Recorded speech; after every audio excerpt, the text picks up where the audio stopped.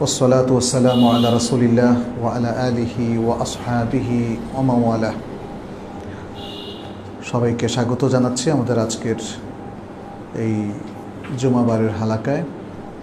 দৈনন্দিন জীবনে ইসলাম, এটা হচ্ছে আমাদের শিরোনাম। আমরা দৈনন্দিন জীবনে ইসলামের খুব গুরুত্বপূর্ণ বেশ কিছু আলোচনার মধ্যে করেছি এবং এর সাথে ম্যাক্সিমাম আলোচনাটাই ছিল আকীদার সাথে সংশ্লিষ্ট। দৈনন্দিন জীবনে আমাদের সবচেয়ে বেশি যেই বিষয়ের প্রয়োজন অথবা যে অ্যাক্টিভিটিসগুলো, সেটা কিন্তু আকীদার সাথে সংশ্লিষ্টতাই সবচেয়ে বেশি। মানুষ তার সব কিছু আকীদার আলোকেই করে থাকে, ফলে আকীদার বিষয়গুলোও কিন্তু দৈনন্দিন জীবনের একটা অংশ। অনেকেই শুধু দৈনন্দিন জীবনের অংশ বলতে শুধু তার বাহ্যিক কাজকর্মকে বোঝেন, সেটা নয়। আমরা এই জন্য আমাদের একাধিক আলোচনায় বারবার এই দৃষ্টি আকর্ষণ করেছিলাম যে আকীদার বিষয়গুলোও কিন্তু আমাদের দৈনন্দিন জীবনের নিত্য প্রয়োজনীয় অংশ। সেই জন্য খুব সংক্ষেপে আমরা এখানে আলোচনা করেছি। সামনে আকীদার পরবর্তী অন্য আলোচনাগুলোই বেশি আসবে ইনশাআল্লাহ। আকীদা বিষয়ক আমাদের সর্বশেষ যে আলোচনা, সেটা হলো ঈমান বিল কদর, তাকদীরের প্রতি ঈমান। তাকদীরের প্রতি ঈমান, তাকদীরের বিষয়টা প্রায়ই দেখা যায় যে আমাদের অনেকের কাছে দুর্বোধ্য মনে হয়। অনেকেই নানা ধরনের প্রশ্ন করেন, অনেকেই ভাবেন যে আমার তাকদীরে আছে, দোষ কি আমার? অতএব আমি যদি ভুল করি, ভালো করি, মন্দ করি, তাহলে এটা তাকদীরের কারণে করেছি, আমার কি দোষ? তাই না? এরকম নানা ধরনের প্রশ্ন আসে। ফলে তাকদীরের বিষয়টাই আমাদের দৈনন্দিন জীবনের সাথে বেশি সবচেয়ে সংশ্লিষ্ট। তা আসুন একটু আমরা বোঝার চেষ্টা করি তাহলে তাকদীরটা কী, তাকদীরের প্রতি ঈমান রাখার অর্থটা কী, এবং তাকদীরের প্রতি ঈমান রাখার রহস্যটা কী, উদ্দেশ্যটা কী, এবং তাকদীর এর যে দুটো দিক আছে, বিশেষ করে তাকদীরকে যদি সহজে কেউ বুঝতে চান, আমরা সেই দুটো দিকও আপনাদের সামনে তুলে ধরবো ইনশাআল্লাহ। আরবিতে বলা হয় আল কাদার। আল কাদার, এখান থেকে তাকদীর শব্দটা এসেছে। কাদার মানে কি? কাদার কাকে বলে? কাদার হচ্ছে ইলমুল্লাহ সুবহানাহু ওয়া তাআলা বিকুল্লি শাইইন ওয়া তাকদীরু যালিক। সব কিছু সম্পর্কে আল্লাহর যে জ্ঞান এবং এ সম্পর্কে আল্লাহ যা নির্ধারণ করে রেখেছেন, সেটাই হলো তাকদীর। কি হবে, কি হবে না, হলে কেমন হতো, না হলে কেমন হতো, ইত্যাদি সব কিছুই তাকদীরের অংশ। এবং এর নির্ধারণী কর্তৃপক্ষ হচ্ছেন আল্লাহ সুবহানাহু ওয়া তাআলা। এবং কার ভবিষ্যতে কি হবে না হবে সেটি তিনি জানেন। আল কাদর বলতে সেটা কি বোঝানো হচ্ছে? আল কাদর বলতে সেটা কি বোঝানো হচ্ছে? এবং এই আল কাদর, তাকদীর, এটা লৌহে মাহফুজের মধ্যে আল্লাহ সুবহানাহু ওয়া তাআলা লিখে রেখেছেন। তাকদীর সম্পর্কে যদি আমরা খুব সংক্ষেপে হাইলাইট করি, তাহলে আমরা সংক্ষেপে বলবো বোঝার জন্য, এটা হলো আল্লাহ সুবহানাহু ওয়া তাআলার সৃষ্টির মধ্যে তার সাথেই রিলেটেড বিষয়। আমাদের কাছে কিছুটা রহস্যপূর্ণ এটা, অর্থাৎ পুরো ভাণ্ডারটাই তো আল্লাহ খুলে দেননি। তাকদীর হচ্ছে আল্লাহর বিষয়, বান্দার বিষয় নয়। অতএব তাকদীরকে কেন্দ্র করে কোনো যুক্তি কোনো বান্দার দেওয়া উচিত নয়। আল্লাহ কেন এটা নির্ধারণ করে রেখেছে সেটা আল্লাহই ভালো জানেন। সুতরাং আমি কেন এটা করছি আল্লাহর তাকদীরের কারণে, সে প্রশ্ন তোলাটাও এটা সঙ্গত নয়।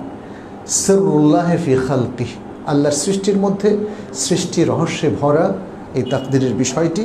এবং আল্লাহ তাকদীরের বিষয়টি তার কোনো বান্দাকে পরিপূর্ণভাবে উন্মুক্ত করে দেননি, মানে স্পষ্ট করে জানাননি। ফলে আল্লাহর কোনো নিকটবর্তী ফেরেশতা অথবা আল্লাহর কোনো নবী, রাসূল অথবা কোনো নৈকট্যপ্রাপ্ত বান্দারা এ সম্পর্কে ডিটেইলস কিছুই জানে না, ততটুকু জানে যতটুকু আল্লাহ জানিয়েছেন, এবং যতটুকু আল্লাহ জানিয়েছেন তার প্রতি আমাদের ঈমান রাখতে হবে। এটা হচ্ছে আমাদের ঈমানের অংশ। তাকদীরের প্রতি প্রশ্ন করে ঈমান থেকে বের হওয়ার কোনো সুযোগ নাই। আমরা সে আলোচনাটাই করছি। তাহলে তাকদীরের প্রতি ঈমান বলতে কি বোঝানো হয়? তাকদীরের প্রতি ঈমান বলতে বোঝানো হয় যে কোনো ক্ষেত্রে যে কোনো ভালো অথবা মন্দ যা ঘটবে সেটা আল্লাহর ফয়সালা এবং আল্লাহর মাশিআত বা ইচ্ছা এবং আল্লাহর নির্ধারিত তাকদীর অনুযায়ী হয়ে থাকে। প্রত্যেক ভালো এবং মন্দ সৃষ্টির যে কোনো বিষয় যা কিছু ঘটে কার ইচ্ছা? আল্লাহর ইচ্ছায়।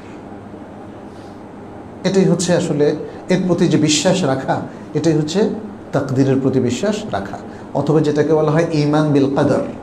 ঈমান বিল কদর।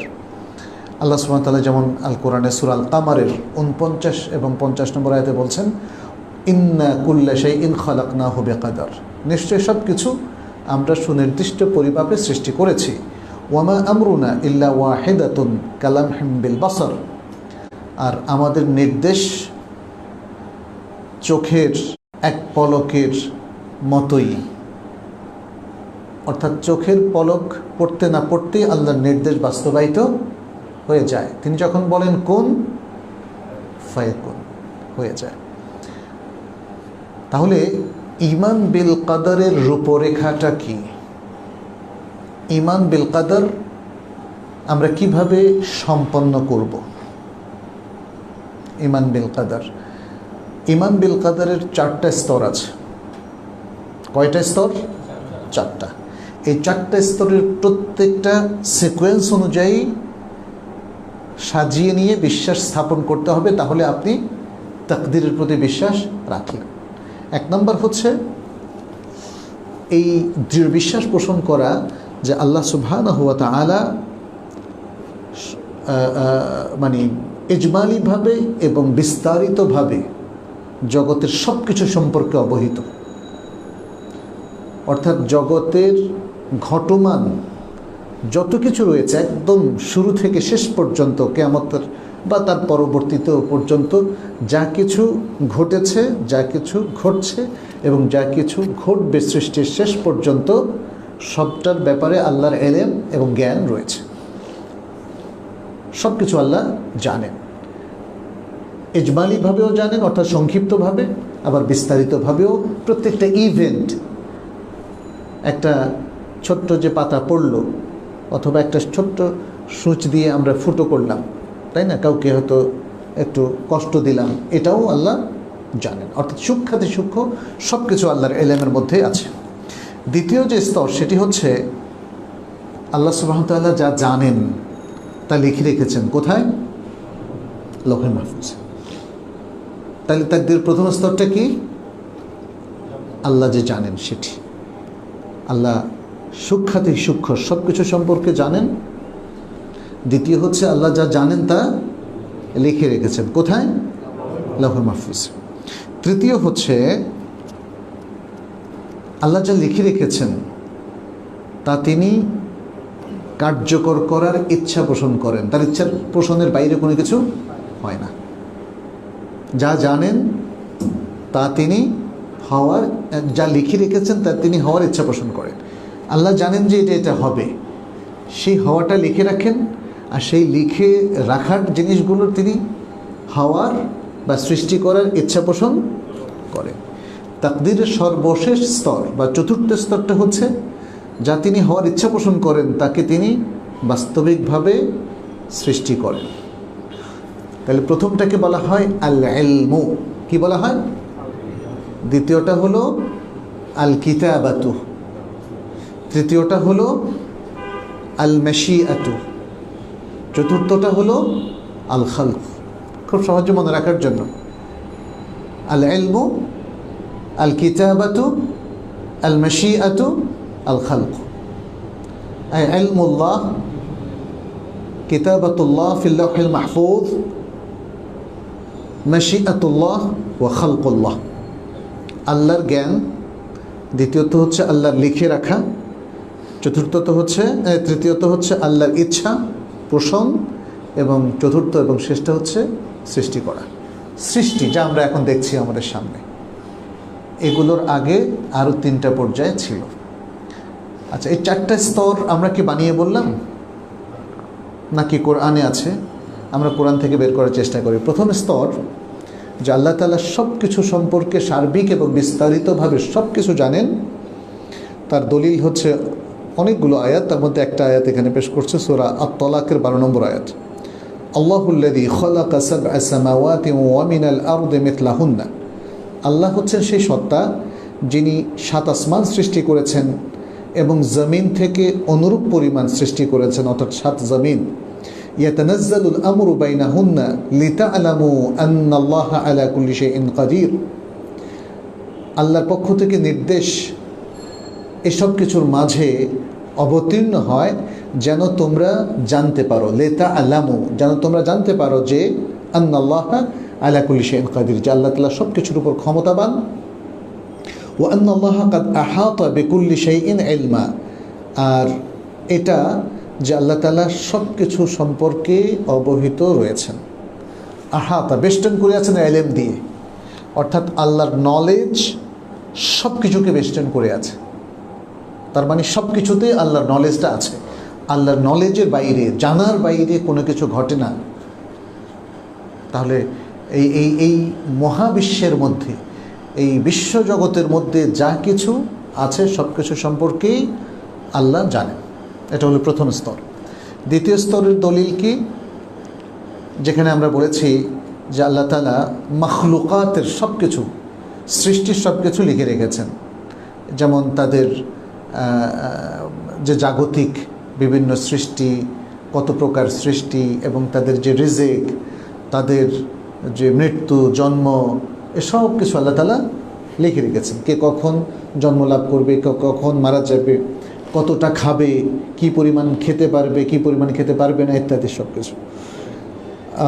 সূরা আল হজের 70 নম্বর আয়াত আল্লাহ তাআলা বলছেন, আলাম তা'লাম আন্নাল্লাহা ইয়া'লামু মা ফিস সামাই ওয়াল আরদ। তারা কি জানে না যে আল্লাহ তাআলা জানেন যা কিছু রয়েছে আসমানে, যা কিছু রয়েছে জমিনে। এখন তো আসলে মহাবিশ্ব দুভাগে বিভক্ত আমাদের জন্য। আমরা যেমন মানুষ, আমরা একটা গ্লোবে আছি, তাই না? আর্থ মানে আর্থের মধ্যে আছি আমরা। তাহলে এই আর্থের বাইরে বাকিটা হলো সামা, মহাশূন্য। এই মহাশূন্যের মধ্যে আমাদের এই ছোট্ট গ্রহের মতো বিলিয়ন ট্রিলিয়ন গ্রহ আছে, বরং তার চাইতে বড় সৌরজগৎ আছে, তারপরে ব্ল্যাক হোল আছে, তারপর মানে জগতের যে আরও যে জিনিসগুলো আমরা অ্যাস্ট্রোনমিতে জানতে পারি সে সব কিছু আছে। সেই জায়গায় আমাদের এই গ্লোবটা হচ্ছে সামান্য কিছু। এখন তাইলে জমিন বলতে আমরা এই আর্থটাকে বুঝি, আর এর বাইরে যে বিশ্বজগৎ সবটাই হলো মহাশূন্য। আল্লাহ তাআলা সে দুটোকে কাভার করেছেন দুটো কথা বলে, মা ফিস সামাই ওয়াল আরদ। তাহলে যা কিছু আছে আসমানসমূহে এবং যা কিছু আছে জমিনে, আল্লাহ সব কিছু জানেন। এটা কি তোমরা জানো? আল্লাহ জিজ্ঞেস করছেন। ইন্না যালিকা ফি কিতাব। আর এই যে আল্লাহ যা জানেন, আল্লাহর এই জানার সব কিছু তিনি একটা কিতাবের মধ্যে লিখে রেখেছেন, সেটা হচ্ছে লাউহুল মাহফুজ। ইন্না যালিকা আলাল্লাহি ইয়াসির। আর এটা আল্লাহর জন্য সহজ না কঠিন? সহজ। ইয়াসির মানে ভেরি ইজি ফর আল্লাহ। এখন দেখেন আপনাদের জন্য অনেক কিছু সহজ, যেটা আগে কঠিন ছিল। একটা দপ্তরকে, বরং একটা দেশের সব কিছুকে আপনি একটা কম্পিউটারের মধ্যে, চিপসের মধ্যে নিয়ে আসতে পারছেন। যে ইনফরমেশনগুলো এখন কম্পিউটারে আমরা পাই, এগুলো কিন্তু সেই এলএম, নলেজ, দিজ আর নলেজ। সেই নলেজটাকে দেখেন কত অল্প জায়গার মধ্যে আমরা রেখে দিতে পারি। আবার এখন তো দেখা যাচ্ছে বিভিন্ন রকম ক্যামেরাও আবিষ্কার হয়েছে। অনেকে ওই মাথার সাথে লাগায় রাখে, অনেকে কলমের ডগার সাথে লাগায় রাখে। হ্যাঁ, সাধারণত যারা গোপনে মানে ভিডিও করতে চায় তারা এই কাজটা করে। তখন অন্যরা বুঝতেই পারে না যে তার সব কিছু, ইভেন কথা, তার চেহারা, তার সমস্ত জিনিস রেকর্ড হয়ে যাচ্ছে। সুবহানাল্লাহ, টেকনোলজির অ্যাডভান্সের কারণে এটা আমাদের কাছে স্পষ্ট যে আল্লাহ যে বলছে ইন্না যালিকা আলাল্লাহি ইয়াসির, তাই না? সেই ধরেন 80-র দশকের একদম শুরুতে কম্পিউটার কত বড় ছিল আর এখন কতটুকু, এখন অ্যান্ড্রয়েড ফোনটা। ইন্না যালিকা আলাল্লাহি ইয়াসির, একটু চিন্তা করলে দেখবেন যে আল্লাহর কাছে সহজ, আল্লাহর বান্দাদের কাছে এত সহজ হয়ে গেল। এখন সামনে তো আরো কি যে অপেক্ষা করছে আল্লাহ জানে। আল্লাহর জন্য এটা খুবই সহজ লিখে রাখা। অনেকে হয়তো ভাবতে পারে এত সেই মানে এত লম্বা সময়ের ইতিহাস, ঘটনা, এত কিছু কিভাবে লিখবে। আচ্ছা, এর পাশাপাশি একটা হাদিস আমরা উল্লেখ করি, ইমাম মুসলিম উল্লেখ করেছেন আব্দুল্লাহ ইবনে আমর ইবনে আস রাদিয়াল্লাহু তাআলা আনহুমা থেকে। তিনি বলেন যে সামি'তু রাসূলুল্লাহ সাল্লাল্লাহু আলাইহি ওয়াসাল্লাম ইয়াকুল, আমি রাসূলুল্লাহ সাল্লাল্লাহু আলাইহি ওয়াসাল্লামকে বলতে শুনেছি, কাতাবাল্লাহু মাকাদির আল খালাইকি ক্বাবলা আন ইয়াখলুকা আস-সামাওয়াতি ওয়াল আরদ ব50,000 সানাহ। আল্লাহ তাআলা তার এই সৃষ্টি জগতের তাকদীর তিনি লিখে রেখেছেন আসমানসমূহ এবং জমিন সৃষ্টির 50,000 বছর আগে। আসমানসমূহ এবং জমিন সৃষ্টির 50,000 বছর আগে। তো এই 50,000 বছরের হিসাব কিন্তু অন্যরকম, মানে আমাদের যে 365 দিনের হিসাব না, সেই হিসাব অন্যরকম, সেটা আরও অনেক লম্বা। সুতরাং সেখান থেকেই হয়তো মানুষ কোটি কোটি বছরের ধারণাটা পেয়েছে। অনেক সময় আমরা বলি যে যেমন পৃথিবীর বয়স 600 কোটি বছর, যদিও সেটা একটা অনুমান, আরও বেশিও হতে পারে, কিন্তু এখন 600 কোটি বছর এটা কোন হিসাবে? হয়তো মানুষ হিসাব করছে তার নিজস্ব হিসাবে, আল্লাহর হিসাবটা একদমই আলাদা। সময়ের হিসাবটা আল্লাহর কাছে যেমন যেটা একদিন, যেমন যেটা আমরা জানি যে আখিরাতের একদিনের কথা বলা হচ্ছে, তাই না? আমাদের 1000 বছরের চাইতেও সেটা অনেক প্রলম্বিত, বা 50,000 বছরের চাইতেও প্রলম্বিত। আল্লাহ রাসূল সাল্লাল্লাহু আলাইহি ওয়াসাল্লাম এখানে বলছেন ক্বালা ওয়া আরশুহু আলাল মা, যখন তিনি তাকদীরগুলো লিখে রেখেছেন তখন আরশ ছিল পানির উপরে, আরশ ছিল পানির উপরে। প্রথম সৃষ্টি হচ্ছে আল্লাহর আরশ, আল্লাহর আরশ, এরপর তিনি আসমান জমিন সৃষ্টি করেন। এখন এগুলো নিয়ে দেখেন, এগুলো নিয়ে আমাদের একটা দ্বন্দ্ব হতে পারে যে আচ্ছা তখন তিনি কীরকম ছিল, মানে কোনটা আগে কোনটা পরে, শেপিংটা কেমন ছিল। আচ্ছা, এটা সত্যতা কি আপনার ধারণার উপর নির্ভর করবে? আপনাকে তো সব জানিয়ে দেওয়া হয় নাই, খুব অল্পই জ্ঞান দেওয়া হয়েছে। জ্ঞানের বাইরে কিছু থাকলে কি সেটা অস্বীকার করতে হবে? এটা খুব অদ্ভুত একটা প্রবণতা আমাদের মানুষদের মধ্যে, যে যা সে জানে না সে অস্বীকার করে বসে, কয় আমি তো শুনি নাই। দেখবেন যে অনেক কিছু আমি বললাম যে আপনি কি এটার কথা জানেন, কয় না আমি শুনি নাই। তার মানে উনি নেগলেক্ট করতেছেন, বা উনি মানে কি বলে এটাকে ডিনাই করছেন। আপনি না শুনলে সেটা সত্য না, মানে ভাবখানা এরকম। এই মহাজগৎ সম্পর্কে কত কিছু আমরা জানি না, তাই না? তাহলে কি সেটা সত্য না? সুবহানাল্লাহ। আপনি রাসূল সাল্লাল্লাহু আলাইহি ওয়াসাল্লামের উপর ওহী নাযিল হতে দেখেন নাই, তাই বলে অস্বীকার করবেন, তাই না? সুবহানাল্লাহ। মানে একটা এথিস্ট মাইন্ডটা খুবই বায়াসড একটা মাইন্ড। তারা মনে করে তারা নিউট্রাল, আসলে নিউট্রাল না, খুবই বায়াসড একটা মাইন্ড। আগে থেকেই দেখবেন যে এই মাইন্ডগুলো ইসলামের বিরুদ্ধে একটা আক্রমণাত্মক পজিশন নিয়ে তৈরি হয়ে থাকে। ফলে আপনি যাই বলেন সেটা কি তারা নিজেদের মন মতো করে খণ্ডায় এবং সংশয় দিয়ে, ধারণা দিয়ে, খুব খেয়াল করে দেখবেন, ধারণা দিয়ে, যুক্তি দিয়ে। তৃতীয় যেটা, সেটি হলো আল্লাহর যে ইচ্ছা আছে, আল্লাহ যে ইচ্ছা পোষণ করেন, আল কোরআনে বহু জায়গায় তিনি সেটা উল্লেখ করেছেন। তিনি তাকদীর যেটা লিখে রেখেছেন সেটা হওয়ার ইচ্ছা পোষণ করেন। ইযা আরাদা আন ইয়াকুনা শাইআন আন ইয়াকুলা শাইআন, কি জানো আয়াতটা? কারো মুখস্থ আছে নাকি?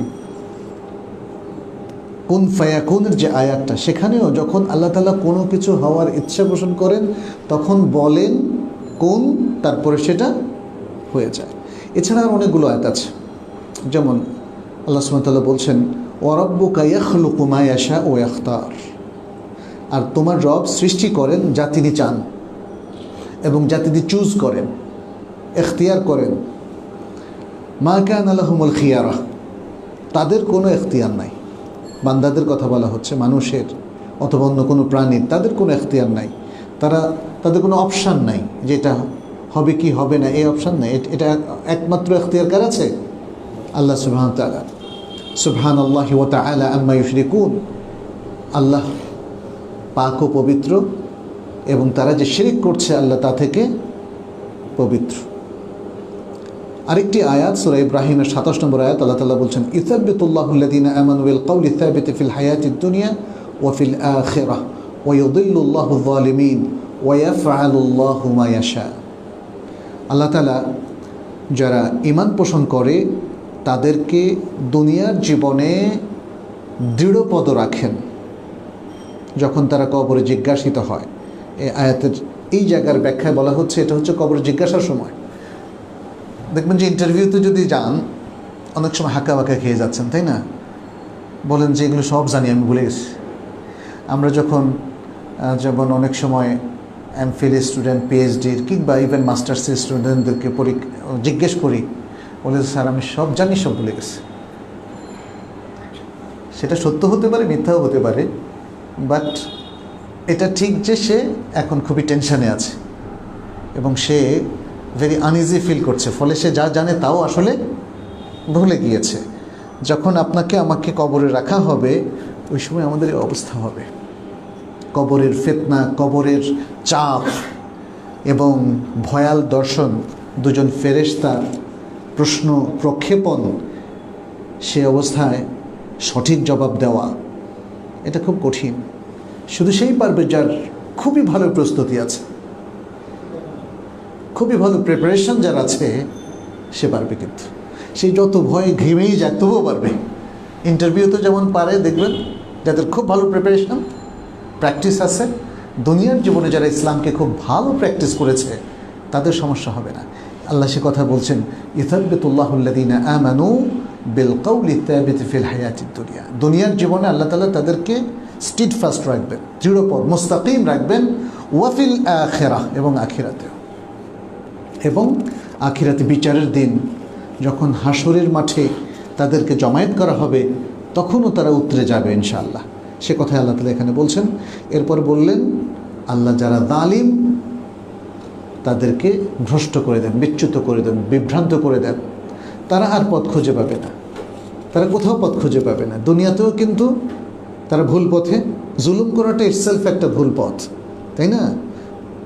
যে কোনো ধরনের জুলুম, সেটা হোক দুর্নীতি, অন্যায়, পাপাচার, জেনা, ব্যভিচার, হ্যাঁ, অথবা সেটা হোক অন্য যে কোনো ধরনের ভুল, সেটা আপনার সাথে রিলেটেড হোক বা অন্যদের সাথে রিলেটেড হোক।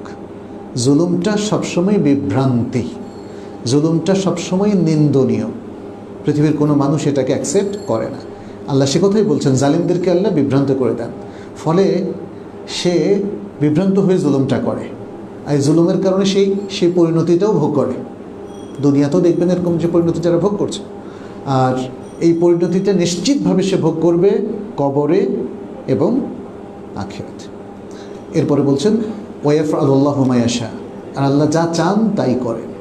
আল্লাহ যা চান তাই করেন। তাহলে আল্লাহর মাশিআত, আল্লাহর ইচ্ছাটা এখানে আমাদের কাছে প্রমাণিত। আরও অনেকগুলো আয়াত আছে, যেমন সূরা আল-আনআমের 111-12 নম্বর আয়াত। আল্লাহ তাআলা বলছেন ওয়ালাউ আন্নানা নাযালনা ইলাইহিমুল মালাইকাতা ওয়া কাল্লামাহুমুল মাউতা ওয়া হাশারনা আলাইহিম কুল্লা শাইইন কুবুলাম মা কানু ইউমিনু ইল্লা আন ইয়াশা আল্লাহ ওয়ালাকিন্না আকতারাহুম ইয়াজহালুন। আর যদি আমরা তাদের উপর নাজিল করতাম ফেরেশতা এবং মৃতরা তাদের সাথে কথা বলতো, আর আমরা তাদের উপর সব কিছু আগে ভাগেই এসে হাজির করতাম, মা কানু লিউমিনু, তাহলেও তারা ঈমান আনত না। এরা কিছু চ্যালেঞ্জ দেয়, কিন্তু যতই আপনি চ্যালেঞ্জে উতরে যান তারা কিন্তু ঈমান আনবে না। তারা একের পর একে আর্গুমেন্ট করে, বলে যে ফেরেশতা নিয়ে আসেন, ফেরেশতার কথা বলছেন নিয়ে আসেন। যখন ফেরেশতা নিয়ে আসবে তারা ঈমান আনবে না। এরপরে বলে যে ঠিক আছে মৃতকে দিয়ে কথা বলেন তো দেখি, মৃত যদি কথা বলে তাহলেও তারা আসলে বিশ্বাস করবে না। বলছে এটা কত দেখছি, তাই না, এই টাইপের কথাবার্তাই বলে। তারপরে আরও যত যুক্তি যত কিছু হাজির করার জন্য তারা ক্লেম করে নিয়ে আসলে তারা ঈমান আনবে না। ইল্লা আইয়াশা আল্লাহ, তবে আল্লাহ চাইলে। অনেক অমুসলিম দেখবেন রাস্তায় দাঁড়িয়ে একটু বুঝালেন তাতে সে ইসলাম গ্রহণ করে ফেলে। এ কথাই আল্লাহ এখানে বলছেন ইল্লা আইয়াশা আল্লাহ, ইল্লা আইয়াশা আল্লাহ, তবে আল্লাহ চাইলে ভিন্ন কথা। আল্লাহ চাইলে একজন লোক খুব ইজিলি ইসলাম গ্রহণ করতে পারে। মাই ইয়াহদিহিল্লাহু ফালা মুদিল্লা লাহু ওয়া মাই ইউদ্লিল ফালা হাদিয়া লাহু, যাকে আল্লাহ হিদায়াত দেন তাকে বিচ্যুত করার কেউ নেই, এবং যাকে আল্লাহ বিচ্যুত হতে দেন তাকে আর হেদায়েত দেওয়ার কেউ নাই। আচ্ছা, সূরা তাকবীরের মধ্যে আল্লাহ তাআলা বলছেন ইন হুয়া ইল্লা যিকরুল লিল আলামিন লিমান শাআ মিনকুম আন ইস্তাকিম ওয়া মা তাশাউনা ইল্লা আন ইয়াশা আল্লাহু রাব্বুল আলামিন। আর তোমরা চাইলে হবে না, বরং রব্বুল আলামিন যা চান তাই হবে। তাহলে আমাদের চাওয়া দিয়ে আসলে কিছুই হবে না যদি না আল্লাহর চাওয়াটা তার সাথে সংশ্লিষ্ট হয়। এখানেও আল্লাহর মাশিয়াতকে তিনি উল্লেখ করেছেন। তাহলে এভাবে আল্লাহ তাআলা তার মাশিয়াতের কথা উল্লেখ করেছেন সৃষ্টিগত ব্যাপারে, আর এর বাইরেও আরও অনেক। যেমন এরাদা শব্দটা আল্লাহ ইউজ করেছেন, ইউরিদুল্লাহু বিকুমুল ইউসরা ওয়ালা ইউরিদু বিকুমুল উসরা। আল্লাহ তোমাদের জন্য সহজতা চান, তিনি কঠোরতা চান না। এই যে আল্লাহর চাওয়ার ব্যাপারটা বিভিন্ন শব্দ দিয়ে তিনি উল্লেখ করেছেন। যদিও কোনো চাওয়াটা হচ্ছে শারঈ চাওয়া, এটা নিয়ে আমরা একটু পরে কথা বলছি, আবার কোনো চাওয়াটা হচ্ছে সৃষ্টিগত চাওয়া। চাওয়াটা দুরকম। আচ্ছা, চতুর্থ যে স্তর সেটা কি হলো, আল্লাহ যা চান সেটাকে সৃষ্টি করেন। আল্লাহর চাওয়াটাকে কেউ প্রতিহত করতে পারে না। এটাই হচ্ছে খালকের মূল কথা। যেমন আল্লাহ সুবহানাহু ওয়া তাআলা সূরা জুমারের ৬২ নম্বর আয়াতে বলছেন আল্লাহু খালিকু কুল্লি শাই ওয়া হুয়া আলা কুল্লি শাইইন ওয়াকিল। আল্লাহ সব কিছু সৃষ্টি করেন এবং তিনি সব কিছুর উপর কর্মবিধায়ক, সব কিছুর তত্ত্বাবধায়ক, সব কিছু তিনি তত্ত্বাবধান করেন, তিনি সাস্টেইনার, তিনি পরিচালনা করেন।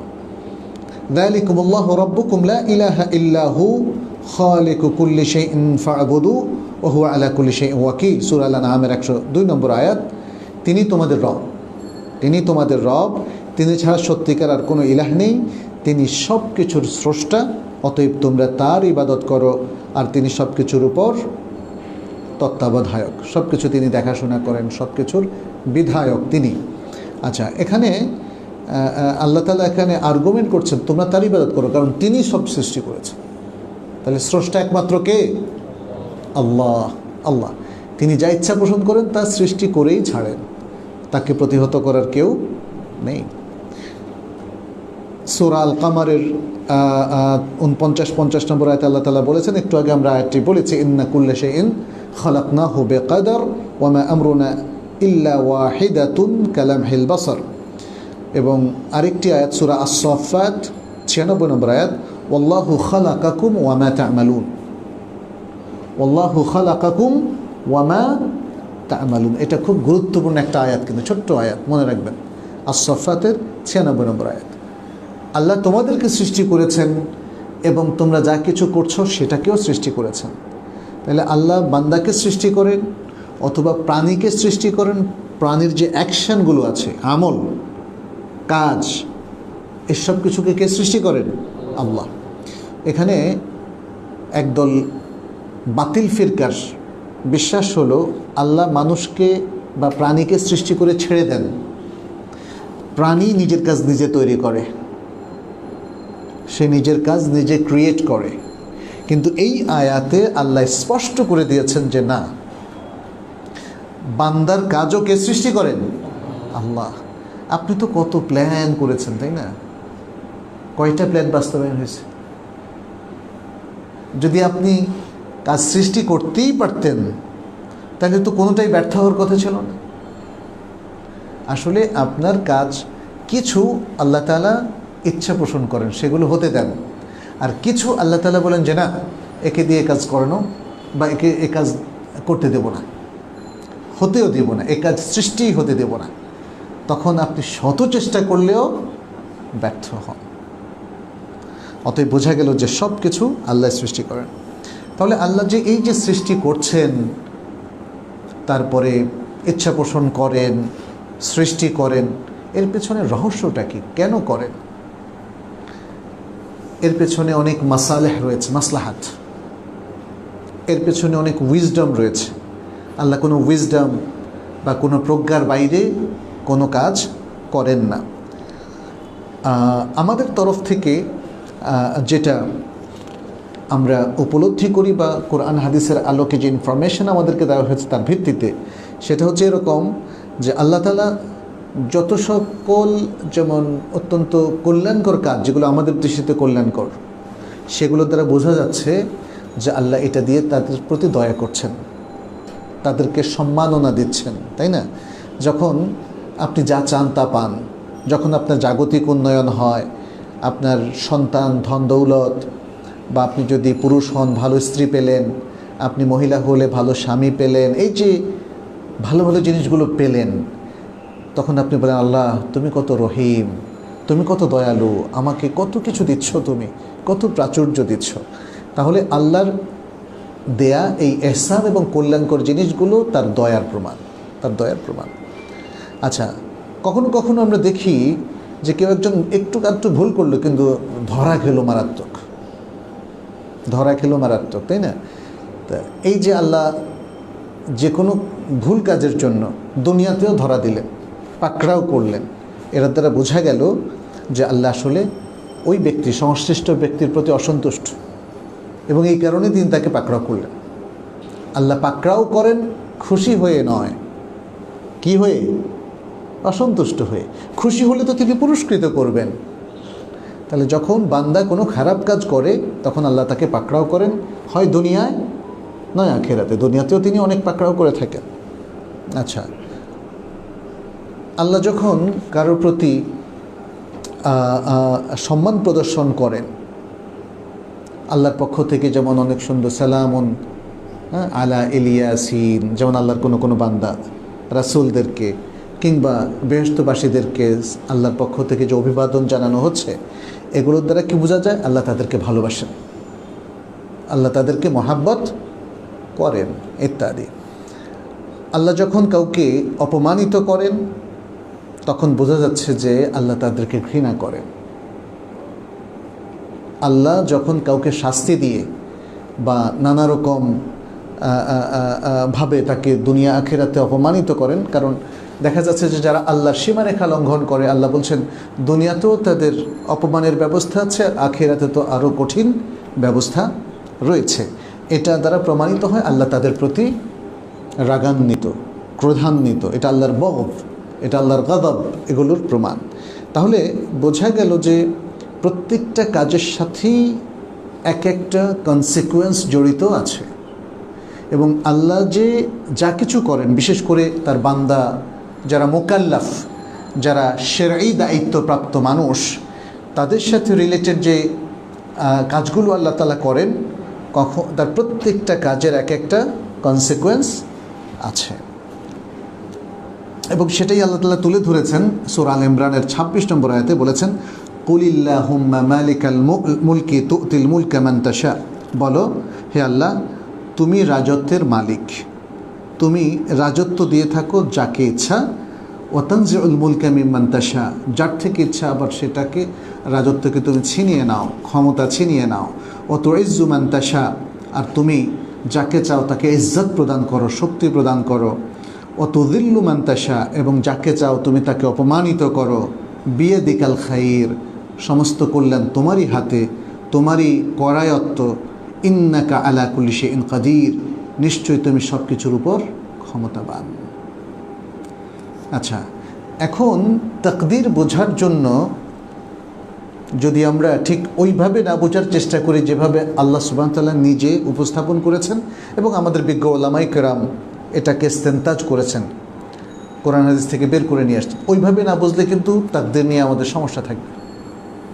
কি? যেমন তাকদীরটাকে আমাদের দুভাবে বুঝতে হবে। একটা হচ্ছে এটাকে বলা হয় আল কাদার আল কাউনি, আল কাদার আল কাউনি, জাগতিক তাকদীর। জাগতিক তাকদীর কি সেটা? যেমন আল্লাহ সুবহানাহু ওয়া তাআলা এই জগতের মধ্যে সৃষ্টিগতভাবে যা চালু রেখেছেন, সৃষ্টি করছেন, হতে দেন, ঘটনার প্রবাহ ঘটতে দেন, এটাকে বলা হয় আল কাদার আল কাউনি। যেমন সূর্য প্রতিদিন পূর্ব দিক থেকে উঠে পশ্চিম দিকে অস্ত যায়, নদীর পানি প্রবাহিত হয়। পানিতে যদি আপনি সাঁতার না জানেন ডুবে যাবেন, আবার সাঁতার জানলে ভেসে থাকবেন।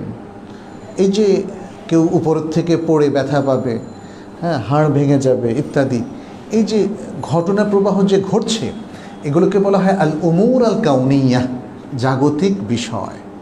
এখন এই বিষয়গুলোর প্রত্যেকটাও কিন্তু আল্লাহর ইচ্ছাতেই সুসম্পন্ন হয়, ঘটে। আল্লাহর ইচ্ছা ছাড়া কোনো কিছুই ঘটে না। একজন লোক নেহায়েত বিপদে পড়ে মরার উপরে খাড়ার ঘা যেটা বলে, তাই না, আরও ক্ষতিগ্রস্ত হলো, কার ইচ্ছায়? আল্লাহর ইচ্ছায়। আবার একজন লোক ওই যে তেলা মাথায় তেল দেওয়ার মতো, আরও সে ভালো হলো, আরও উন্নতি করলো ইত্যাদি, বৈধভাবে করুক আর অবৈধভাবেই করুক, বাট কার ইচ্ছায়? আল্লাহর ইচ্ছায়। এই ইচ্ছাটাকে বলা হয় আল ইরাদা আল কাউনিয়া, আল মাশিআ আল কাউনিয়া। এর সাথে রিলেটেড যে তাকদীর, সেটা হলো আল কাদার আল কাউনি, জাগতিক বিষয়। যেমন ধরেন একজন লোক বৃষ্টিতে মাটির উপর দিয়ে হাঁটার সময় ঠাস করে পড়ে গেল, অথবা পড়ে ঠাস করলো, যাই হোক, আমরা তো এইভাবে বলি আর কি। এখন এই যে পড়াটার সাথে কি পড়ে গেলে কি তার সওয়াব হবে নাকি শাস্তি হবে? বলেন তো। হ্যাঁ, শাস্তি হবে। কেন? বেচারার দোষ কি? সে পিছলা খেয়ে পড়ে গেল, সওয়াব হবে। কেন?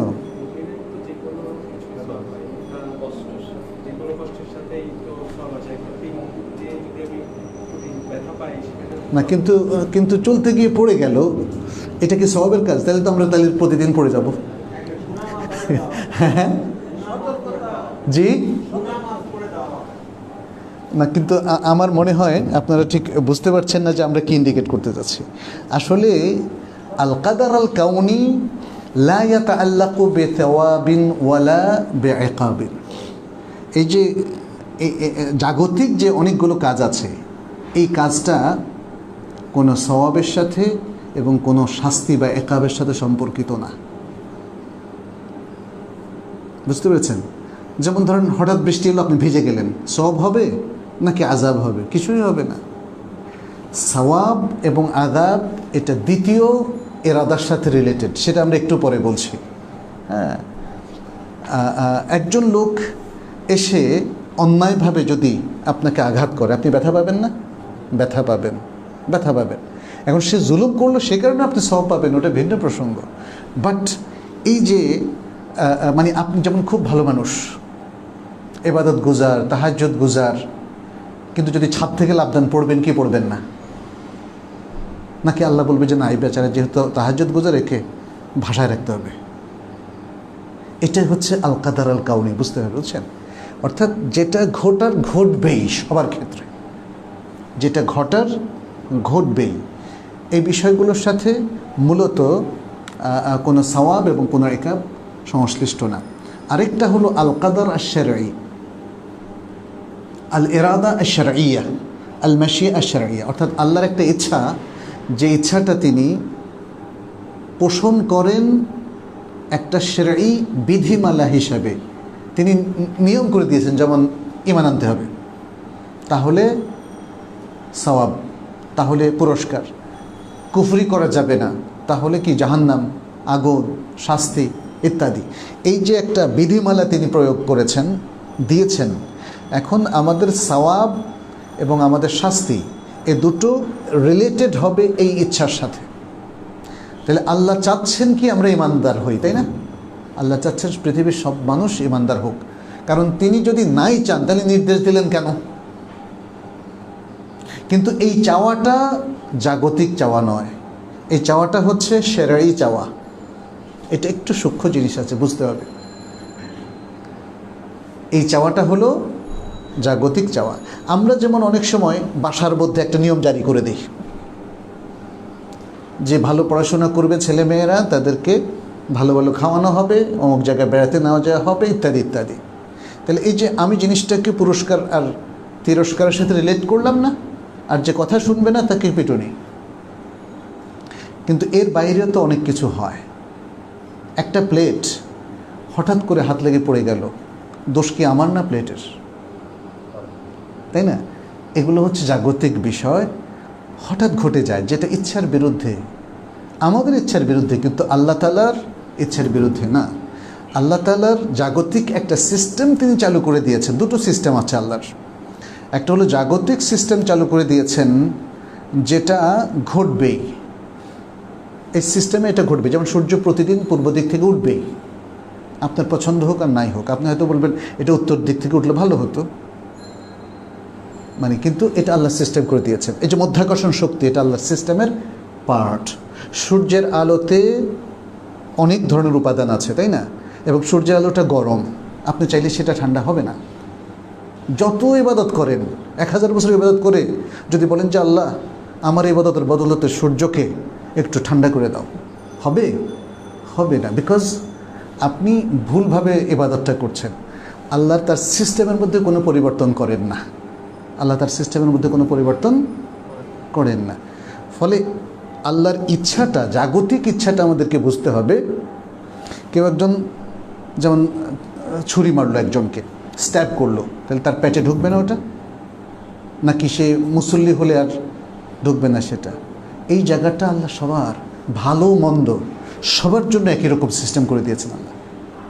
খিদা সবার লাগে, লাগে না? এবং আমরা মানুষ হিসাবে আমাদের খাদ্য সবার সেম। একটু হয়তো আধটু পার্থক্য থাকতে পারে, বাট সেটা হয় কোমল পানীয় হবে অথবা শক্ত খাবার হবে। এবং এগুলো খেলে আপনি ভিটামিন, প্রোটিন ইত্যাদি নানা খাদ্যগুণের জিনিস পাবেন, এবং সেটা আপনার শরীর অ্যাবজর্ব করবে। এগুলো হলো জাগতিক বিষয়, আল্লাহর সিস্টেম। আপনি ভাত খেলে বেশি সওয়াব হবে না গোশত খেলে বেশি সওয়াব হবে, এটার সাথে নয়, বরং হালাল খেলে সওয়াব হবে। দেখেন, সেটা হচ্ছে শরিয়ার সাথে রিলেটেড। শরিয়া, এটাকে বলা হয় আল ইরাদা আশ-শারঈয়া। শরিয়া মানে হচ্ছে আসলে নিয়মকানুন, আর কিছু না। মানে আইন প্রণয়ন। আল্লাহ যে আইনটা প্রণয়ন করে আমাদেরকে বলে দিয়েছেন এগুলো ভালো আইন, এগুলো খারাপ আইন। খারাপ মানে খারাপ জিনিস, যেগুলো থেকে আমাদেরকে পরহেজ করতে হবে। আইন তো আইনই, এখানে খারাপ ভালোর কথা নয়। মানে কিছু আছে ভালো কাজ যেগুলো তিনি করার নির্দেশ দিয়েছেন, কিছু আছে খারাপ কাজ এগুলো তিনি পরিহার করার নির্দেশ দিয়েছেন। উভয়টা মিলে এই আইন। তাহলে সওয়াব এবং শাস্তি এ দুটো আইন মানা না মানার সাথে রিলেটেড, জাগতিক বিষয়গুলোর সাথে রিলেটেড নয়। এখন আসা যাক তাকদির। এই যে তাকদিরটা আমরা বলছি যে দেখেন, আমি যে কাজটা করলাম এটা তো আল্লাহ তাআলা আমাকে করিয়েছে, দোষ কি আমার? কেন আমার শাস্তি হবে? তার উত্তর খুব সহজে বলছি। আপনি যে কাজটা করেছেন এবং তাকদিরকে আপনি এখানে দলিল হিসেবে পেশ করছেন, এটা একটা জাগতিক বিষয়। আল্লাহ আপনি খারাপ কাজ করলে কখনো নিষেধ করবেন না, করবেন? বিকজ সিস্টেমটাকে আল্লাহ এভাবে দাঁড় করিয়েছেন, তার জাগতিক সিস্টেমটাকে এভাবেই দাঁড় করিয়েছেন। আপনার শাস্তি হবে কারণ আপনি আল্লাহর আইন লঙ্ঘন করেছেন, শরঈ নির্দেশ লঙ্ঘন করেছেন। আল্লাহ বলেছেন এ কাজ করতে না, আপনি করেছেন। এখন কেন করেছেন সেটার দোষটা আপনি আল্লাহর উপর চাপাতে চাচ্ছেন, হবে না। কারণ আল্লাহর সিস্টেমটা হচ্ছে তিনি পরীক্ষার জন্য প্রত্যেককে উইল পাওয়ার দিয়ে দিয়েছেন এবং তাকে ফ্যাসিলিটেট করেছেন যেন সে এই কাজগুলো, খারাপ ভালো সবটাই করতে পারে। যদি খারাপ কাজ করতে নাই পারে তাহলে পরীক্ষা কেমনে হবে, তাই না? সুতরাং আল্লাহর এই যে কাদারটাকে, যেটা জাগতিক কাদার, সেটাকে এভাবে বুঝতে হবে। আর এই তাকদির জাগতিক বিষয়কে দলিল হিসাবে পেশ করে আল্লাহর শাস্তি থেকে বাঁচার আসলে কোনো সুযোগ নাই। কারণ আল্লাহর শাস্তিটা হবে আল্লাহর নির্দেশ লঙ্ঘন করলে, আর পুরস্কারটা পাবেন আল্লাহর নির্দেশ পরিপালন করলে। খুব সহজ, খুব সহজ। এতটুকু বুঝি যথেষ্ট আমাদের জন্য। এরপরে যদি আরও বেশি বুদ্ধিজীবী হতে যান তাহলে শয়তান আপনাকে কাবু করে ফেলবে এবং বিভ্রান্ত করে ফেলবে। এতটুকু আলোচনায় আমরা আজকে রাখি। তাকদির নিয়ে আর অনেক কথা আছে, এতটুকু আমাদের জন্য যথেষ্ট ঈমান, তাকদিরের প্রতি ঈমান বোঝার জন্য। তাহলে তাকদিরের প্রতি ঈমান বোঝার জন্য আমাদেরকে মনে রাখতে হবে তাকদির হলো 4টে স্তরের নাম। 4টে স্তরের প্রতি একসাথে বিশ্বাস রাখাটাই হচ্ছে তাকদিরের প্রতি ঈমান। আর তাকদির মানে হচ্ছে আপনাকে আমাকে কোনো কাজ ইচ্ছার বিরুদ্ধে জোর করে করার নাম নয়। আমার মনে হয় আমাদের ডিসকাশনে সেটা স্পষ্ট হয়েছে। তো আমরা আজকে আলোচনা এখানে শেষ করলাম। আপনাদের অনেকগুলো প্রশ্ন এসেছে, আমরা সেই প্রশ্নের উত্তরে যাবো ইনশাআল্লাহ। আলহামদুলিল্লাহ ওয়াসসালাতু ওয়াসসালামু আলা রাসূলিল্লাহ ওয়া আলা আলিহি ওয়া আসহাবিহি ওয়া ওয়ালা। জুমার সালাতের পরে 4 রাকাত সুন্নাত 2 রাকাত করে পড়বো নাকি 4 রাকাত একসাথে পড়ে সালাম ফেরাবো? উত্তম হচ্ছে 2 রাকাত করে পড়া। কারণ ফরজ যেমন জোহর, আসর, এশা আমরা 4 রাকাত পড়ি। এর বাইরে যে কোনো সালা 2 রাকাত করে পড়াটাই উত্তম। আম হাদিস থেকে সেটা আমরা জানি। যদিও 4 রাকাত যদি কেউ পড়েন সেটা বাতিল হয়ে যাবে বা সে সালাত হবে না, এটা শুদ্ধ নয়। কারণ রাসূল সাল্লাল্লাহু আলাইহি সাল্লাম থেকে জোহরের সালাতের ক্ষেত্রে তিনি কখনো 4 রাকাত একসাথে পড়েছেন বলে রেওয়ায়াত পাওয়া যায়। কোনো সাহাবী বিয়ের পর অর্থাৎ বাসর রাতের পর যুদ্ধে গিয়ে শহীদ হন, যিনি পবিত্র হওয়া ছাড়াই যুদ্ধে গিয়েছিলেন। হ্যাঁ, সেটি একজন সাহাবার ক্ষেত্রে ঘটেছিল। যখন জিহাদের ঘোষণা এসেছে, তিনি বাসর রাত যাপন করছিলেন এবং তিনি তার স্ত্রীর সাথে মিলিত হয়েছিলেন, কিন্তু এরপরে গোসল না করেই তিনি দ্রুত জিহাদে বের হয়ে শহীদ হন। পরবর্তীতে ফেরেশতারা তাকে গোসল দিয়েছিল। আমার স্ত্রী চায় টাচ মোবাইলে আমার এবং আমার স্ত্রীর স্টিল ছবি উঠিয়ে রাখতে। আমি আমার ছবি উঠাতে দিতে চাই না, এতে আমার স্ত্রী মনে কষ্ট পায়। এক্ষেত্রে করণীয় কি? তাকে বুঝাবেন মেয়েদের ছবিটা তো আসলে স্টিল ছবি উঠিয়ে না রাখাটাই হচ্ছে বিধান। ডিজিটাল ক্যামেরা ছবি উঠানো এটা মৌলিকভাবে নিষিদ্ধ নয় একদল ওলামায়ে কেরামের মতে। যদিও এখানে অনেক ওলামায়ে কেরাম বলেছেন ছবি যে কোনোভাবে still camera, digital camera, video camera যেখানেই উঠাক না জায়েজ। তবে এই মতটাকে আমরা শক্তিশালী মনে করি না। ডিজিটাল এবং ভিডিও ক্যামেরায় ছবি তোলা জায়েজ আছে, কিন্তু কন্টেন্টের ভিত্তিতে সেটা নির্ধারিত হবে। সেই কন্টেন্টে যদি মেয়েদের ছবি থাকে কিংবা আপত্তিকর কোনো অশ্লীল ছবি থাকে কিংবা শরীয়তে নিষিদ্ধ কোনো ছবি থাকে, তাহলে সেটা না জায়েজ, একদমই না জায়েজ। কিন্তু ডিজিটাল ক্যামেরা ছবি তোলা এটা মুবাহ এর মধ্যে পড়ে। যে ছবিগুলো দেখা জায়েজ এবং যে ছবিগুলোর জন্য প্রয়োজনীয়তা আছে, জরুরত আছে, সেগুলো ডিজিটাল ক্যামেরা ধারণ করা। কারণ কি? কারণ ছবি তোলার ক্ষেত্রে যে নিষিদ্ধ নির্দেশনা আছে হাদিসে, আশাদ্দুন্নাসে আযাবান ইয়াউমাল কিয়ামাতি আল মুসাউয়িরুন, কিয়ামতের দিন সবচেয়ে বেশি আযাব হবে তাদের যারা তসবির তৈরি করে, ছবি বানায়। সেটা ডিজিটাল ক্যামেরার ক্ষেত্রে আসলে প্রযোজ্য নয়, কারণ এখানে কোনো ছবি বানানো হয় না, এখানে ইমেজকে সেভ করা হয়। একটা হয় স্ক্রিন টাচ দিয়ে অথবা আগে একটা বাটন চেপে এখানে তার রিয়াল ইমেজটাকে, যেটা আল্লাহই তার যে ইমেজটা দিয়েছেন সেটাকে প্রোটেক্ট করা হয়। এটা তুলির মাধ্যমে, মানে পানির মাধ্যমে অথবা তৈলচিত্রের মাধ্যমেও করা হচ্ছে না, অথবা পাথরে খোদাই করে কিংবা মাটি দিয়ে বা পাথর দিয়ে স্কাল্পচারও বানানো হচ্ছে না। হাদিসের নিষেধাজ্ঞাটা প্রযোজ্য হচ্ছে ছবি আঁকার মধ্যে এবং স্কাল্পচার বানানোর মধ্যে, মূর্তি বানানোর মধ্যে অথবা মূর্তি খোদাই করার মধ্যে ইত্যাদি। এগুলো হচ্ছে বানানো, নিজের হাতে যেগুলোকে বানানো হয়, দেখে দেখে নিজের মাথা থেকে, ব্রেন থেকে সেটাকে শেপটাকে দেওয়া হয়। তখন আল্লাহ তাআলা তাকে চ্যালেঞ্জ করবেন কিয়ামতের দিন যে যেই ছবিগুলো, যে মূর্তিগুলো, যে স্কাল্পচারগুলো তোমরা বানিয়েছো, ভাস্কর্য, এগুলোর প্রাণ তোমাদেরকে দিতে হবে। কিন্তু সে দিতে পারবে না, ফলে সে চ্যালেঞ্জে সে পরাভূত হবে এবং সে আল্লাহর নির্দেশ অমান্য করার কারণে কঠিন আযাবে সে পড়ে যাবে। কিন্তু ডিজিটাল ক্যামেরা কিংবা ভিডিও ক্যামেরা এই হুকুমের মধ্যে নয়, এটাই বিশুদ্ধ কথা। আমাদের অনেক শায়েখরা এই ব্যাপারগুলো আলোচনা করেছেন, মদিনারও অনেক শায়েখ এই মতটাকে প্রাধান্য দিয়েছেন, যেমন শায়েখ মোহাম্মদ বিন সালেহ বিন উসাইমিন, শেখ হাম্মাদ আল আনসারি, এরপরে আরও অনেক শায়েখরা, ডক্টর মোহাম্মদ আল হাসান। আচ্ছা, মসজিদুল হারামের বিভিন্ন ফুটেজে দেখি, এই যে ফুটেজটাও কিন্তু ডিজিটাল ক্যামেরারই কাজ, বুঝতে পেরেছেন? এখন যে ফেসবুকে আপনারা লাইভ করছেন, ওয়াজ, মাহফিল, আলোচনা, হালাকা, জুমার খুতবা, সবই ডিজিটাল ক্যামেরা। এবং এগুলো ভিডিও চিত্র, আসলে স্থির চিত্র সমন্বয়ে ভিডিও চিত্রটা হয়। আপনারা এটা অ্যান্ড্রয়েড ফোনেই দেখতে পাবেন, নিচে দিয়ে সে কিন্তু অনেকগুলো ছবি চালাচ্ছে, তারপরে সেটা একটা মানে একটা সময়, মানে পাসিংয়ের সময়টাকে সে রিয়েল ঘটনার সাথে সে এটাকে মিলিয়ে দিচ্ছে। ফলে তখন আমরা দেখি যে হ্যাঁ, ঘটনা প্রবাহ। এটাকে আবার স্পিড আপও করা যায়, আবার স্লো করা যায়। আচ্ছা, মানুষ সালাতের সামনে দিয়ে চলাচল করছে, মসজিদুল হারামের ভিডিও ফুটেজে দেখি, এটা কি জায়েজ আছে? জায়েজ হলে কতটুকু সামনে দিয়ে চলাচল করা যায়? সালাতের সামনে দিয়ে চলাচল করা নিষিদ্ধ, তবে সেই নিষিদ্ধটা হচ্ছে সালাতের জায়গা মাড়িয়ে যাওয়াটা। সালাতের জায়গা মাড়িয়ে যাওয়াটা, সালাতের জায়গা কোনটা? একজন মুসল্লি তার মাথা রাখা পর্যন্ত যতটুকু জায়গা তার প্রয়োজন হয়, এটা সর্বসম্মতিক্রমে।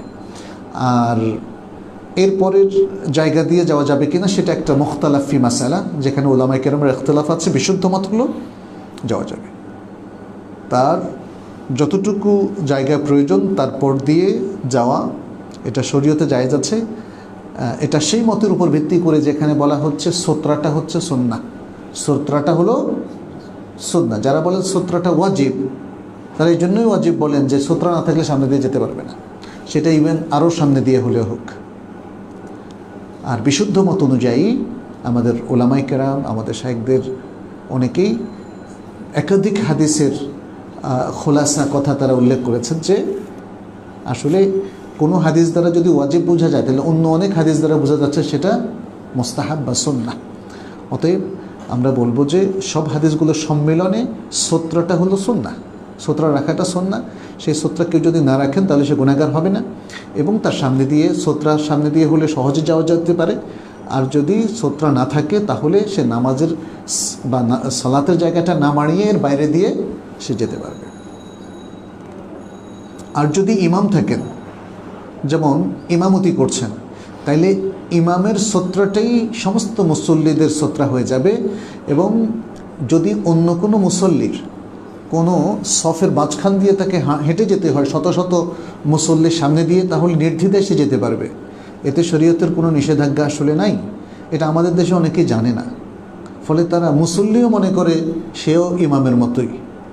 ফলে ইমামের সামনে দিয়ে যেমন যাওয়া নিষিদ্ধ, মুসল্লির সামনে দিয়ে যাওয়া নিষিদ্ধ না। যখন জামাতের সাথে সালাত শুরু হয়ে যাবে তখন মুসল্লিদের সামনে দিয়ে যাওয়াটা এটা জায়েজ আছে। এটা ইবনে আব্বাস রাদিয়াল্লাহু তাআলা মিনায় তিনি তার খচ্চর দিয়েও গিয়েছিলেন, জায়গা খুঁজতেছিলেন যে কোথায় দাঁড়াবেন, তখন বিভিন্ন সফের মাঝখান দিয়ে তিনি গিয়েছিলেন, যার দ্বারা প্রমাণিত হয় যে মুসল্লিদের সালাতের জায়গা মাড়িয়ে যেতে কোনো অসুবিধা নেই যদি প্রয়োজন দেখা দেয়। কিন্তু প্রয়োজন ছাড়া কিন্তু এটা ডিস্টারবেন্স, এটা মনে রাখতে হবে। একজনের সালাতের জায়গা মাড়িয়ে যাবেন খামাখা জায়েজ আছে বলে, তাহলে তার সালাতের মনোযোগ নষ্ট করলেন আপনি, তখন কিন্তু অন্য দিক থেকে গুনাহ আসবে আপনার। আসতে পারে মসজিদের নাম যদি হিন্দু নামের সাথে সম্পর্ক থাকে, তাহলে যে সে মসজিদে নামাজ পড়া যাবে কি? যেমন হরেগঙ্গা কলেজ জামে মসজিদ বা শ্রী শ্রী পল্লী জামে মসজিদ। মসজিদের দোষ দিচ্ছেন কেন ভাই? দোষ তো আপনার এলাকাবাসীর দোষ। নাম পরিবর্তন করে ফেলেন, হ্যাঁ, নাম পরিবর্তন করে ফেলেন। প্রশ্নটা তাই না? প্রশ্নটা হচ্ছে যে মনে যেন মসজিদের দোষ, যে মসজিদ যেহেতু হিন্দুর নামে নাম, দোষটা মসজিদের, ওই মসজিদের নামাজ পড়বো না। মসজিদের নামাজ পড়লে অবশ্যই হবে, কারণ মসজিদের কোনো দোষ নাই। দোষ হচ্ছে যারা এ নাম রেখেছে, এবং আমরা যারা ভুলভাবে মনে করছি দোষ মসজিদের, দোষ তাদের। যে সকল হালাল প্রতিষ্ঠানের ব্যাংক লোন আছে তাদের শেয়ার কেনা যাবে কিনা, উল্লেখ্য তাদের লোনের বিপরীতে সুদ দিয়ে তাদের লোন পরিশোধ করতে হয়। এখানে যদি তাদের লোনটা যেখানে তারা সুদ দেয় টোটাল লোনের 5% বা তার কম হয়, তাহলে এটাকে সহনীয় পর্যায়ে, মানে এই সেন্সে বলা যায় যে আজকাল সত্যি সুদ থেকে কোনো ব্যবসায় প্রতিষ্ঠান কি মুক্ত? মানে এটা যদি আমরা ধরে নেই এটাকে জরুরত হিসেবে, আদারওয়াইজ শরিয়া কিন্তু এটাকে অ্যালাউ করে না, এটা মনে রাখতে হবে।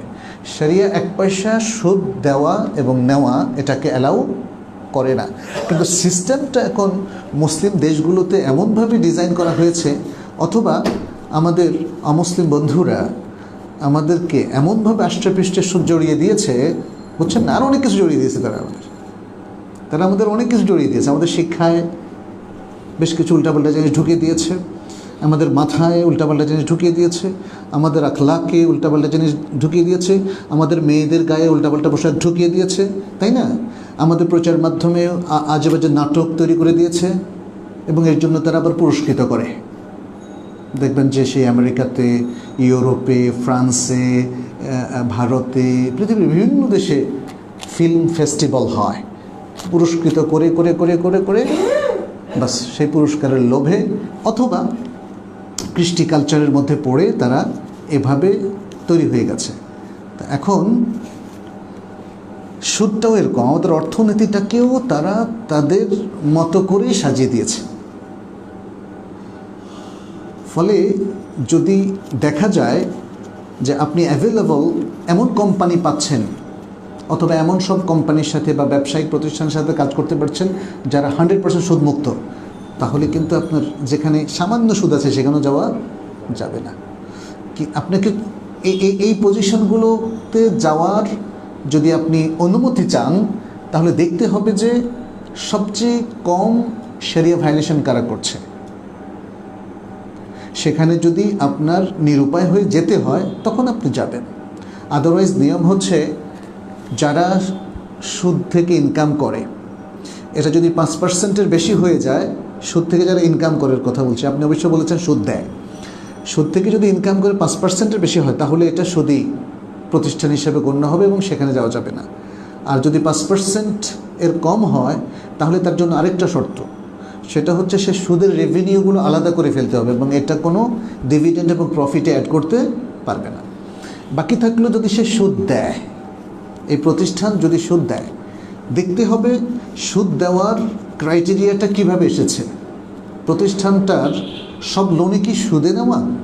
তাহলে এটা মানে ইসলাম ফ্রেন্ডলি হবে না। কিন্তু এটা যদি কোনো জরুরতে বিশেষ একটা সুদ নিয়েছে, লোন নিয়েছে, যে লোনটা সে সুদ ছাড়া নেওয়ার কোনো সুযোগ ছিল না, এরকম যদি হয়, সেক্ষেত্রে যদি সে সুদের প্রতি তার অসমর্থন থাকে, কারণ সে তো সুদ নিচ্ছে না, আপনি যখন ডিভিডেন্ডটা নেবেন দেখতে হবে যে এই ডিভিডেন্ডের মধ্যে কোনো হারাম ঢুকে যাচ্ছে কিনা। এখানে হারাম ঢুকছে না, এখানে সংশ্লিষ্ট কোম্পানির একজন শেয়ার হোল্ডার বা কিছু মালিক তারা লোন নিয়েছে সুদে, সংশ্লিষ্ট ব্যক্তিরা গুনাহগার হচ্ছে। মানে দেয়ার ক্ষেত্রে পাপটার চাইতে নেয়ার ক্ষেত্রে পাপটা বেশি। কারণ যখন কোনো কোম্পানি সুদটা নেবে তখন সেটা সে প্রফিট হিসাবে ডিস্ট্রিবিউট করবে শেয়ার হোল্ডারদের মধ্যে, ডিভিডেন্ড হিসাবে ডিস্ট্রিবিউট করবে শেয়ার হোল্ডারদের মধ্যে। সুতরাং এই জিনিসটাকে আমাদেরকে একটু ক্যালকুলেট করতে হবে, যেটা আসলে খুব কঠিন। কোনো কোম্পানি আপনাকে বলতে যাবে না যে সে কত পার্সেন্ট লোন নিয়ে কত পার্সেন্ট সুদ দিচ্ছে, সুদের হিসাবটা আলাদাভাবে কেউ এভাবে দেবে না। তো এক্ষেত্রে আমি বলবো তাহলে শেয়ারের কেনাবেচাটা আপনি কিভাবে করবেন। শেয়ারের কেনাবেচার ক্ষেত্রে আপনাকে দেখতে হবে যে ফুল ইসলামিক কোনো কোম্পানি আছে কিনা। এমন অনেক কোম্পানি আছে যারা শরিয়া কমপ্লায়েন্সটাকে মেনটেন করার চেষ্টা করে, যেমন আকিজের কোনো কোম্পানি আছে, রহিমা ফ্রুজের মতো কোনো কোম্পানি আছে যারা, এবং আরও অনেকগুলো কোম্পানি আছে যারা তাদের শরিয়া কমপ্লায়েন্সটাকে মেনটেন করার জন্য তারা শরিয়া একটা ছোট্ট কনসালট্যান্ট ফোরামও তারা রেখেছে, বুঝতে পেরেছেন? তো সেই খোঁজ খবরগুলো আমাদেরকে করতে হবে। এবং আপনারা যারা শেয়ার কেনাবেচা করতে চান তারা যে সমস্ত বড় বড় কোম্পানিগুলো শেয়ার কিনতে চান তাদেরকে জিজ্ঞেস করেন যে আপনাদের কি শরিয়া মেনটেন করার মতো কোনো ফোরাম আছে কিনা, বা আপনারা শরিয়া কনসালটেন্সি নেন কিনা, শরিয়া কমপ্লায়েন্ট হওয়ার চেষ্টা করছেন কিনা। যদি না করেন নেবেন না। আপনাদের চাহিদার ভিত্তিতেই কোম্পানিগুলোর মধ্যে এই ধরনের একটা প্রবণতা তৈরি হতে পারে। মানে যে একটা ইসলামিক কালচার ছিল একসময় মুসলিমদের মধ্যে, মুসলিম কোম্পানি ব্যবসা বাণিজ্যের মধ্যে, সেটা চলে গেছে আমাদেরই অসচেতনতার কারণে, অসতর্কতার কারণে। কারণ আমরা যাই ঘটছে সেটাকে অ্যাকসেপ্ট করে ফেলছি এবং আমরা নো প্রবলেম টাইপের একটা চিন্তাভাবনার মধ্যে আছি, সব কিছু ওকে।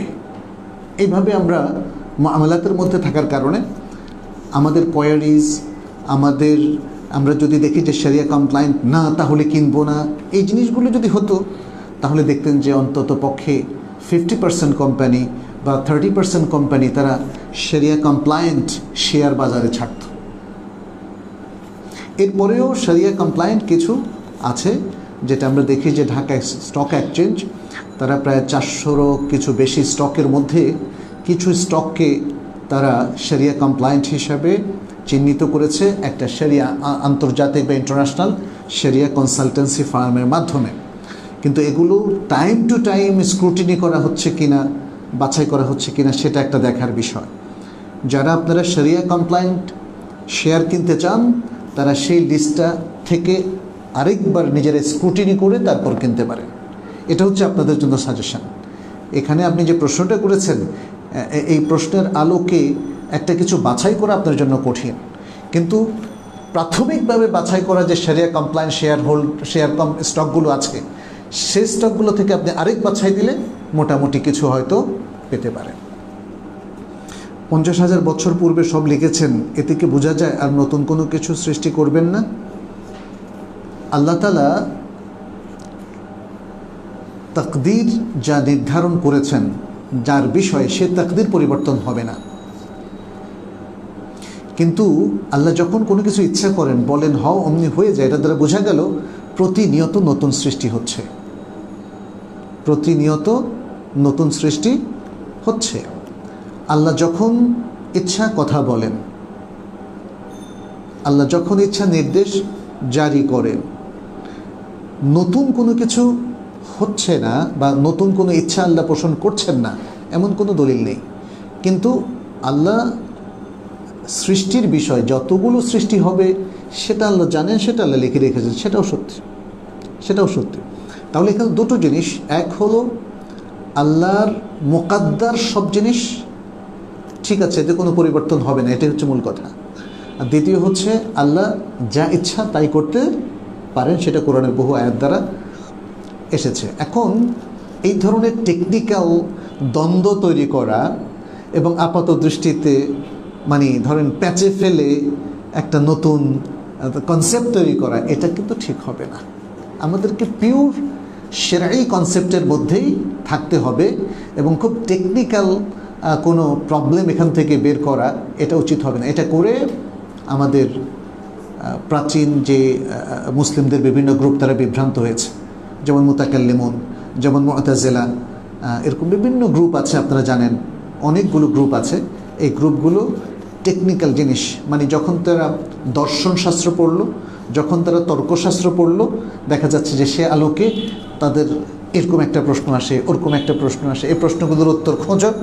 এখন এগুলো কোরআনে পাওয়া যাচ্ছে না, তাহলে চিন্তা করো, চিন্তা করে একটা জবাব দাও, ব্যাস শুরু হয়ে গেলো বিভ্রান্তি আর বাতিল চিন্তাভাবনা, এবং এখান থেকে আস্তে আস্তে কুফরি শিরকির উৎপত্তি। আল্লাহ তাআলার সৃষ্টির মধ্যে ইবলিসই কি প্রথম অবাধ্য হয়েছে? ইবলিস অবাধ্য হওয়ার আগে সমস্ত জিনরাই কি ভালো নেক ছিল? হ্যাঁ, জিনদের এর আগে অবাধ্য হওয়ার, ইবলিসের আগে আর কোনো খবর আমাদের কাছে নাই। অতএব জিনদের মধ্যে ইবলিসের মাধ্যমেই তারা আল্লাহর অবাধ্য হয়েছিল। কপাল ভালো ছিল তাই অমুক কাজটা হয়েছে, কথাটি আকিদা, হ্যাঁ এটা আকিদা বিরোধী। কপাল ভালো কিভাবে থাকে, তাই না? এটা আল্লাহর ইচ্ছায়, আল্লাহর ইচ্ছায় হয়েছে। বেইদনিল্লাহ বলতে হবে, অথবা বেমাশিআতিল্লাহ, বে ইরাদাতিল্লাহ, এটা বলতে হবে, বাই দ্য উইল অফ আল্লাহ। ফাজাইলে আমলে বইটি কোন ধরনের ভুল আছে একটু যদি বিস্তারিত বলতেন। এটা তো বিশাল বড় বই, সেটা বিস্তারিত বলার কি এখন সুযোগ আছে? ফাজাইলে আমলের যে বইটা মশহুর, জাকারিয়া কান্দলভির বা ইউসুফ কান্দলভির, ওনাদের যে বইগুলো এখানে আছে, সে সমস্ত বইতে অনেক অনির্ভরযোগ্য তথ্য আছে, অনেক জাল হাদিস রয়েছে। এবং এখন ফাজাইলে আমলের উপর আরও অনেক সহি বইও বের হয়েছে, এটাও মনে রাখতে হবে। আপনি যেভাবে লিখছেন তো মনে হয় যেন সমস্ত ফাজাইলে আমলের বই ভুল, সেটাও নয়। আপনাকে অবশ্যই রাইটারের নাম সহ বলতে হবে, অমুক রাইটারের অমুক ফাজাইলে আমালের বইটার মধ্যে ভুল আছে কিনা। এখন দেখা যাচ্ছে যে সহি ফাজাইলে আমল এরকম বই তো বের হয়েছে, তাই না, যেখানে চেষ্টা করা হয়েছে সহি হাদিসের আলোকে সবগুলো বিষয় আলোচনা করতে, তুলে ধরতে। যাই হোক, আমাদের পরামর্শ ছিল ফাজাইলে আমল, যেটা মানে অনেকেই ফলো করে বাংলাদেশে, সে বইটা যেন আসলে এলমিভাবে, একাডেমিকভাবে সেটাকে স্টাডি করা হয়, তাহকিক করা হয়, এবং এটাই আসলে ইসলামের দাবি। আমরা দেখেছি যে আমাদের অতীত ওলামায়ে কেরামের বইগুলো এভাবে স্টাডি করা হয়েছে, এবং আরব দেশের বিভিন্ন বিশ্ববিদ্যালয় এগুলোর ম্যানুস্ক্রিপ্টটাকে খুবই ভালো করে অ্যানালাইসিস করা হচ্ছে, যাতে এর যেটা শুদ্ধ সেটা স্পষ্ট হয়ে যায়, আর এর মধ্যে যদি কোনো ত্রুটি থাকে সেটাও স্পষ্ট হয়ে যায়। তাহলে একজন মুসলিম কি করবে? আমি আজকের খুতবা তো সেটাই বলার চেষ্টা করলাম, যে এলিমের আলোকে নিজেকে সংশোধন করবে, মনজুরিল্লাহির কথার আলোকে না, এলিমের আলোকে। তাহলে সে একাডেমিক অ্যাপ্রোচটা আমাদের থাকতে হবে। আমাদের দুর্দশা হচ্ছে, আমার কোনো এক মুরব্বী লিখে গেছেন একটা বই, ব্যাস ওটা ওহির চাইতেও আমার কাছে গুরুত্বপূর্ণ, ফলে ওখানে আর কোনো কলম ধরা যাবে না। কলম ধরলে কারো ইরিটেটিং হচ্ছে, হৃদয়ে রক্তক্ষরণ হচ্ছে, এটা ঠিক না। এটা তো এলমি ব্যাপার, একাডেমিক ব্যাপারে আবার রক্তক্ষরণ কি, তাই না? আপনি একটা সায়েন্টিফিক জিনিস আবিষ্কার করলেন, কিছুদিন পরে দেখা গেল যে না, এটা তো ডেঞ্জারাস জিনিস। একজন ডাক্তার অথবা মেডিকেল সায়েন্টিস্ট, উনি একটা ওষুধ আবিষ্কার করলো, এখন দেখা যাচ্ছে যে না, ওষুধটা ক্ষতিকর। এখন কি উনি কাঁদবেন যে আহারে আমার ওষুধটা ক্ষতিকর, এটা কেন আপনি বাইর করতে গেলেন, এটাই তো বলা ছিল, তাই না? এটা তো ঠিক না। বরং আমরা ডাক্তারদেরকে যেটা দেখি, তিনি যখন দেখেন তার আগের এক্সপেরিমেন্টে একটা জিনিস ভালো প্রমাণিত হয়েছে, পরবর্তী এক্সপেরিমেন্টে সেটা খারাপ প্রমাণিত হলে তিনি নিজেই তো ওটাকে বাদ দিয়ে দেন। তাহলে আমাদের মুসলিমদেরও সেটা করতে হবে আমাদের, কারণ আমাদের কাছে কোরআন সবচেয়ে বড়, তাই না? হাদিস, সহিহ হাদিস, কোরআন হাদিসের সাথে যখনই আমার গত কয়েকদিনে বলা কথাগুলোর মধ্যে যদি 10টা কথাও দেখি যে কন্ট্রাডিক্টরি, তাহলে আমার উচিত হবে সেটাকে বাদ দিয়ে দেওয়া এবং কোরআনের দিকে ফিরে আসা, হাদিসের দিকে ফিরে আসা। জাস্ট এই মেথডোলজিটাকেই আপনাদের সামনে আসলে আমরা এস্টাবলিশ করতে চাচ্ছি। কোনো ব্যক্তি, কোনো দল, কারো বিরুদ্ধে আমাদের কোনো কথা নাই। কথা হচ্ছে আমরা সকলেই এই একটা জায়গায় একমত হই যে যখনই কোনো ভুল আমাদের মধ্যে প্রমাণিত হয় একাডেমিক্যালি, তখন অথেন্টিক সোর্সের দিকে আমরা ফিরে আসি, ভুলটাকে সংশোধন করে ফেলি। মুসাফির হওয়ার জন্য দূরত্ব সময় জরুরি কিনা? কিছু হাদিসে দেখা যায় দূরত্ব 70 থেকে 90 মাইল, এখানে 48 মাইলের কথা বলা হয়েছে, হাদিস না, হাদিসে তো ওইভাবে মাইলের কথা আসেনি। এটা হাদিসগুলোর বক্তব্য থেকে বোঝা যায় যে 3 দিনের যাত্রা, প্রতিদিন 16 মাইল হিসাবে 48 মাইল, এবং সময় 14 দিনের বিষয় উল্লেখ আছে না, কোথাও 4 দিনের কথাও আছে, কোথাও 15 দিনের কথা, 19 দিন, বিভিন্ন রকম আছে। এজন্য সফরের দূরত্ব এবং কতটুকু দূরত্বে গেলে কসর করা যাবে, এটা একটা বড় ইখতিলাফি মাসআলা, অনেক বড় ইখতিলাফি মাসআলা। এটা নিয়ে আমরা অনেকবার উত্তর দিয়েছি। এর মধ্যে জিস্ট হচ্ছে এই, যেটাকে কোনো এলাকাবাসী সফর বলে। যেমন এই শান্তিনগর থেকে কতটুকু দূরত্বে গেলে আপনি মুসাফির হবেন? আপনি যদি কুমিল্লা শহরে যান তাহলে মুসাফির হবেন, অথবা শহরের কাছাকাছি কোথাও যান, সবাই মুসাফির বলবে। সেখানে 48 মাইল হোক অথবা নাই হোক। একদল ওলামা বলছেন 48 মাইলের কম হলে মুসাফির হবে না, কিন্তু আমরা মনে করি এই মতটাই শক্তিশালী যে 48 মাইলের কমেও সফর হতে পারে, তবে সেটা সফর হতে হবে, জনগণ সেটাকে সফর বলবে বা এলাকাবাসী সেটাকে সফর বলবে। জি, 2 মিনিট আছে, তাহলে আমি মনে হয় এখন শেষ করাটাই ভালো। এখানে যে প্রশ্ন শুরু করলে আরও অনেক সময় লেগে যাবে। এগুলো আমরা পরবর্তী কোনো সেশনের জন্য রেখে দেই।